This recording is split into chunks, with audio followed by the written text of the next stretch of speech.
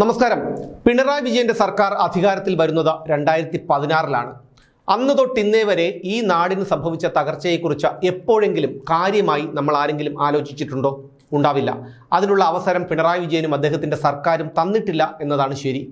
കാരണം ആ മുഖ്യമന്ത്രി കസേരയിൽ ആസനമുറപ്പിച്ചതിൻ്റെ അന്ന് തുടങ്ങിയതാണ് ധൂർത്തുകളും അഴിമതികളും അതേ തുടർന്നുള്ള വിവാദങ്ങളും. അതുകൊണ്ട് തന്നെ ആകെയുള്ള ഒരു വിലയിരുത്തലിൽ നിന്നുമുള്ള അവസരം മലയാളിക്ക് കിട്ടിയിട്ടുണ്ടാകില്ല. ആഭ്യന്തരം, വിദ്യാഭ്യാസം, ആരോഗ്യം, പൊതുമരാമത്ത്, കൃഷി, ഭക്ഷ്യം, വനം, ഗതാഗതം, വൈദ്യുതി, ജലസേചനം തുടങ്ങി സർവ്വ മേഖലകളും തകർന്നു തരിപ്പണമായി കിടക്കുകയാണ് കേരളത്തിൽ. രണ്ടാം പിണറായി സർക്കാരിൻ്റെ 4ാം കർമ്മ പരിപാടി തുടങ്ങിയിട്ട് മാസം 2 കഴിഞ്ഞിരിക്കുന്നു. പക്ഷേ പൂർത്തിയായത് പ്രഖ്യാപിച്ച പദ്ധതികളിൽ വെറും 5% മാത്രം എന്നറിയുമ്പോഴാണ് യാതൊരു മനസാക്ഷിയുമില്ലാതെ ഈ സർക്കാർ പൊതുജനങ്ങളെ എത്രത്തോളം കബളിപ്പിക്കുന്നു എന്ന് മനസ്സിലാക്കാൻ കഴിയുന്നത്. പ്രഖ്യാപിച്ചത് 1079 പദ്ധതികളാണ്. എന്നാൽ പൂർത്തിയായതാകട്ടെ വെറും 63 എണ്ണവും. അന്തം കമ്മികളോട് ചോദിച്ചാൽ അവരുടെ ന്യായീകരണം ഇനി 1016 എണ്ണമല്ലേ ബാക്കിയുള്ളൂ എന്നായിരിക്കും. മുഖ്യമന്ത്രി പിണറായി വിജയൻ കക്ഷത്ത് വെച്ചിരിക്കുന്ന ആഭ്യന്തരം, IT, ദുരന്ത നിവാരണം, നോർക്ക, പരിസ്ഥിതി, ശാസ്ത്ര സാങ്കേതികം, ആസൂത്രണം എന്നീ വകുപ്പുകളിലടക്കം 27 വകുപ്പുകൾ ഇതുവരെ ഒരു പദ്ധതി പോലും പൂർത്തിയാക്കിയിട്ടില്ല. കർമ്മ പരിപാടി പൂർത്തിയാക്കാൻ ഇനി ബാക്കിയുള്ളത് വെറും 40 ദിവസം മാത്രമാണ്. ഇനി സകല സന്നാഹങ്ങളും ഉപയോഗിച്ച് ആഞ്ഞു ശ്രമിച്ചാൽ മാത്രമേ വാഗ്ദാനത്തിൻ്റെ പകുതിയെങ്കിലും പാലിക്കാൻ സർക്കാരിന് കഴിയുകയുള്ളൂ. സർക്കാർ അതിനുവേണ്ടി ശ്രമിക്കില്ല എന്ന് അവർ തന്നെ പലവട്ടം തെളിയിച്ചിട്ടുള്ളതുമാണ്. എന്തുകൊണ്ടാണ് പദ്ധതികൾ നടപ്പിലാക്കാത്തതെന്ന് ചോദിച്ചാൽ അതിനുമുണ്ടുത്തരം. സാമ്പത്തിക പ്രതിസന്ധി, കടുത്ത സാമ്പത്തിക പ്രതിസന്ധി കാരണമാണ് പദ്ധതി പെരുവഴിയിൽ കിടക്കുന്നത്. ഏറ്റവും അധികം പദ്ധതികൾ നടപ്പിലാക്കേണ്ടത് ആരോഗ്യ വകുപ്പിലും ആഭ്യന്തര വകുപ്പിലുമാണ്. ആരോഗ്യ വകുപ്പിൽ 92ഉം ആഭ്യന്തര വകുപ്പിൽ 85ഉം പദ്ധതികളാണ് നടപ്പിലാക്കേണ്ടത്. എന്നാൽ ഈ 2 വകുപ്പുകളിലും പ്രഖ്യാപിച്ച ഒരു പദ്ധതി പോലും തുടങ്ങിയിട്ടില്ല എന്നതാണ് യാഥാർത്ഥ്യം.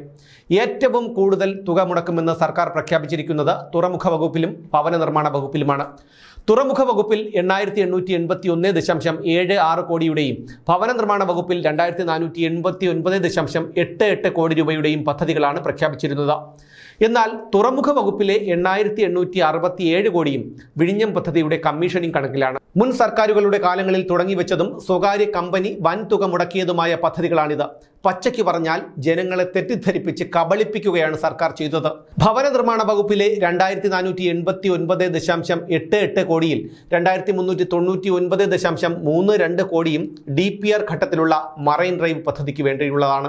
1995.81 കോടിയുടെ പദ്ധതി നടപ്പിലാക്കേണ്ട പൊതുമരാമത്ത് വകുപ്പ് ഇതുവരെ പൂർത്തിയാക്കിയത് 2 പദ്ധതികൾ മാത്രമാണ്. 1456.62 കോടിയുടെ പദ്ധതി നടപ്പിലാക്കേണ്ട തദ്ദേശ വകുപ്പും 1028.92 കോടിയുടെ പദ്ധതി നടപ്പിലാക്കേണ്ട IT വകുപ്പും ഇതുവരെ ഒരു പദ്ധതി പോലും പൂർത്തിയാക്കിയിട്ടില്ല. 46 പശ്ചാത്തല വികസന പദ്ധതികളും 17 ക്ഷേമ പദ്ധതികളുമാണ് ഇതുവരെ പൂർത്തിയായിട്ടുള്ളത്. 72 പദ്ധതികളിൽ 14 എണ്ണം പൂർത്തിയാക്കിയ കായിക യുവജനകാര്യ വകുപ്പും 40 എണ്ണത്തിൽ 8 എണ്ണം പൂർത്തിയാക്കിയ വ്യവസായ വകുപ്പുമാണ് പദ്ധതി പൂർത്തീകരണത്തിൽ മുന്നിൽ.